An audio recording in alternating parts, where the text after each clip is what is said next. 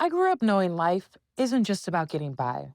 It's about making a way, even when there's no exact recipe handed down. I was taught to follow my gut and notice what flavors needed more or less highlighting.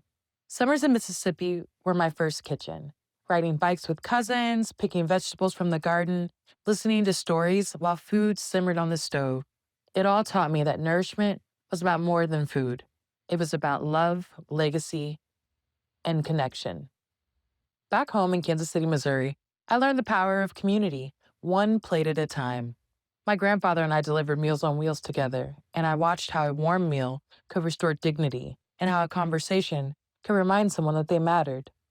He was the first to teach me that food could be an act of care, a quiet revolution. He didn't just teach me to cook, he gave me the ingredients to build the recipes of my own life. But that life wasn't easy to plate. Because of disinvestment in Kansas City schools, I ended up in predominantly white spaces. I had to learn to code switch, to balance flavor in rooms not made for me. Outrunning racism wasn't poetic, it was survival.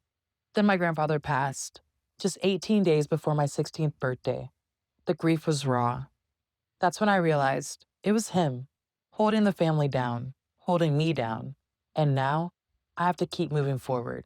So I worked, I stirred, I seasoned, I struggled, sometimes metaphorically and oftentimes literally, as I became a chef in my own right. This relentless palate development became both my strength and my challenge.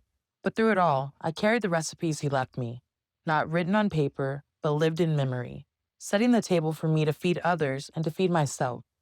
Because through careful observation, listening with all the senses, measuring with more than just markers on spoons and cups, I grow, I cook, and I serve the complexities of life's flavors in my own way.